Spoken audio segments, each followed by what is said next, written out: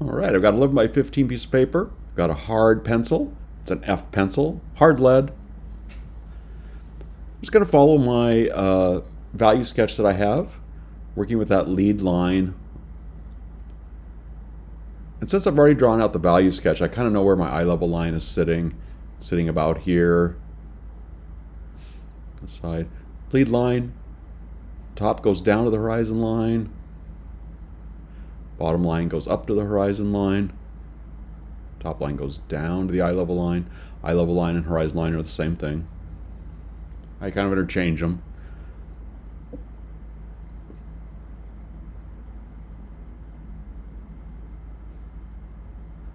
So I'm just building a cube, basically. So I got how wide my front is. Now to find the center of my peak of my roof, I do a cross between that smaller side and then bring my roof line down to the corner of my cube. Roof line goes back down to the horizon line. Back line of the shed. The chicken coop has it's parallel to the front line of the roof. The other roof line is lower than the front one because it goes back to the horizon line. To keep it in perspective, it should be lower than that front one. Just going through, kind of checking my edges, darkening things up a little bit. Could draw that fascia board in. A little bit on this side.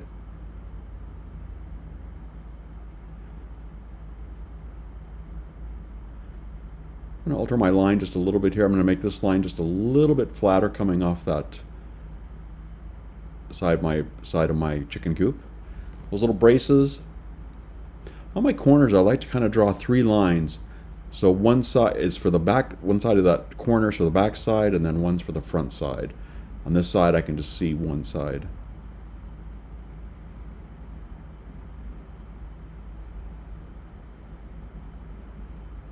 I just kind of like to put a little sag in my roof. It just kind of makes it a little bit more expressive, a little more fun. Rather than just having a crisp line in your roof, kind of sag it a little bit, and that'll give it a little bit more interest. These braces go back up to the top of the roof lines, kind of put some of that direction in. I kind of like to do the bottom, just kind of scalloped edge. And I can take my kneaded eraser. Find one here. Just a soft eraser, and I could take off that bottom line. It makes that bottom of my cabin or my chicken coop looks like it's sitting in shrubbery then. It's got a big deciduous tree right behind it. You can see that in my value sketch. Some shrubbery down here, some shrubbery back bottom of my chicken coop, bottom of that shrubbery there. Now it's got these big pine trees back here, and I'm just going to draw those in real lightly. I just need kind of some guidelines for them. Kind of checking my thirds. Third to third. Third high, a little bit higher.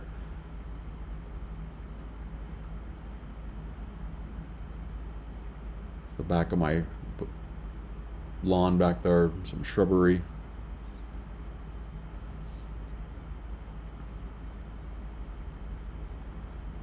Try to make those edges soft, soften them up a little bit. And I can do a lot of that, building that back there with watercolor. So I'm just going to kind of I just want kind of a guideline.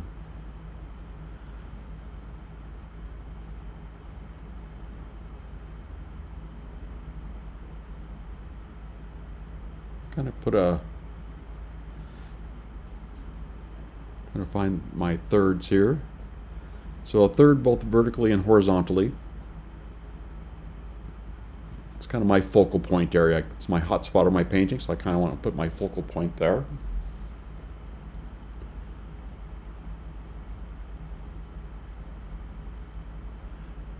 There's a little chicken coop sitting out here, so I just want to put more of a story with it.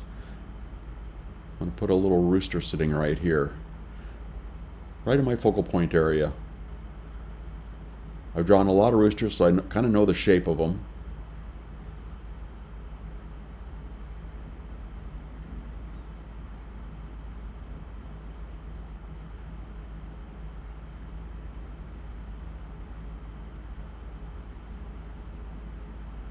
kind of his neck. I want this rooster crowing, so I'm going to have his beak open.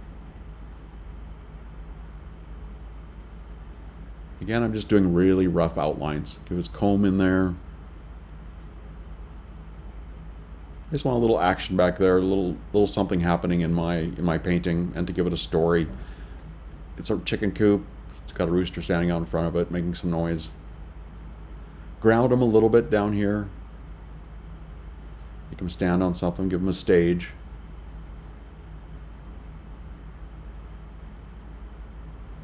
This tail back here, I kind of want to make it fairly large. They have fairly large tails on them. Kind of comes back in. That looks a little bit big. Let's take that back down. Let's make that just a little bit smaller. Just looking a little too big for him.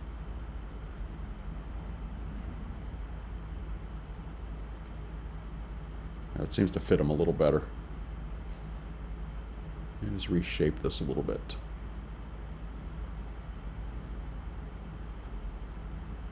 His body in there.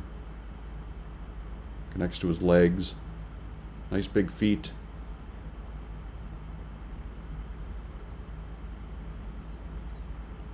This isn't quite right.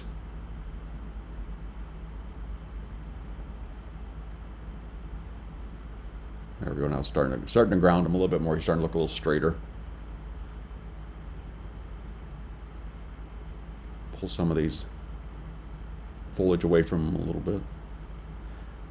Now I'm going to give him a real sharp shadow as well. So he's casting a shadow on the wall behind him. Another reason I kind of wanted to use that little character out in front and then put that shadow on him, and it'll really help to light my painting then. And I did that fairly loosely.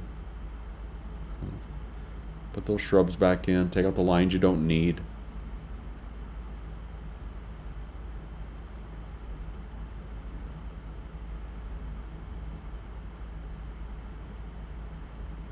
A little bit more detail back in here. Get it to match as much as you can.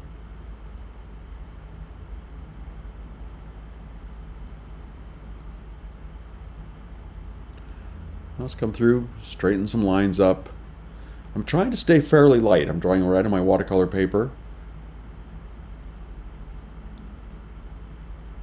My paper today is Arch is 140-pound rough. It's one of my favorite papers to use. It's nice and sturdy. It'll take a lot of paint, a lot of scrubbing. So I want to draw a little bit of a door in here, just to kind of give it an opening to my little chicken coop so my rooster can come and go. And plus it breaks up that wall a little bit, and it's going to add a little bit of dark in that area, so I can darken that door up a little bit. I'm just going to put a little window on this side, again, just to break up that big shape, and to put a little bit of color and light in here on this side. This is going to be my shadow side, so I'll have these lit windows in it. They'll be reflecting the sky. Put a little frame around it. Just gives me a little idea where to leave whites. I'll probably leave that frame white. I'll leave it dry and then paint around it. So I'm kind of thinking about doing my watercolor as well. Want to set myself up to succeed in my watercolor. So I'm drawing things that I know I'm going to need later on. Frame around the window. I want to keep that white. Those little braces I'm probably going to leave white.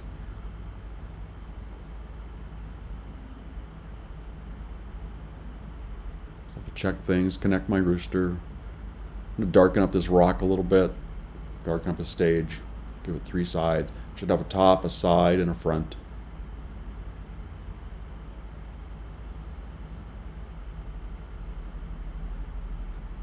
Darken that up again. Try to keep your lines as light as you can. That way you can erase them easily.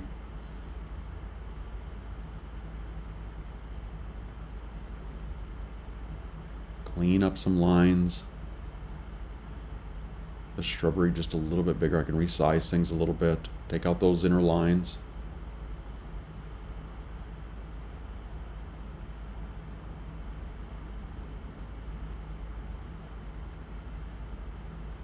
There, that seems to fit better. There we go. Seems to overlap a little bit better that way.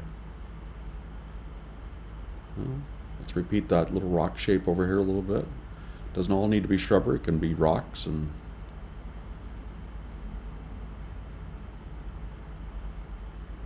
a little shrubbery next to it. And again, that rock kind of breaks up that line again too. A little bit of shrubbery in the background, nice and light. I'll do most of that work with my watercolors, so I don't need to worry about it too much.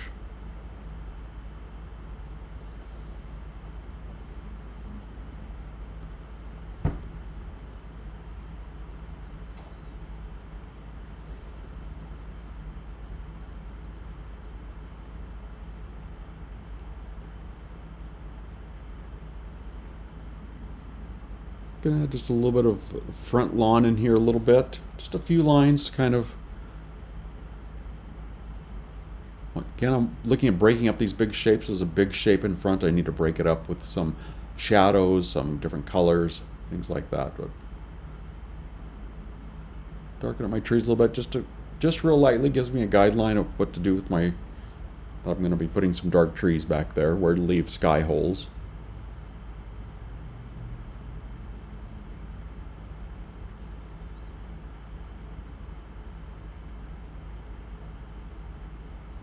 Some grasses coming in, pointing to my focal point. Look over here. Look at my focal point.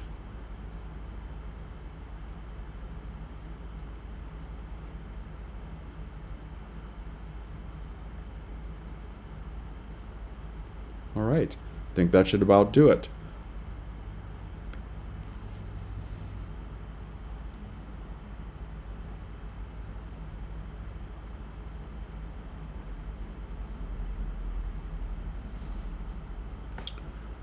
I'm just going to draw a few more things in. Just looking at, I want to put a little frame around that door. Come back in, break up these big shapes, have some shadows coming across this, making these lines kind of scalloped, so I have kind of some grooves in my foreground and some shadow work up there.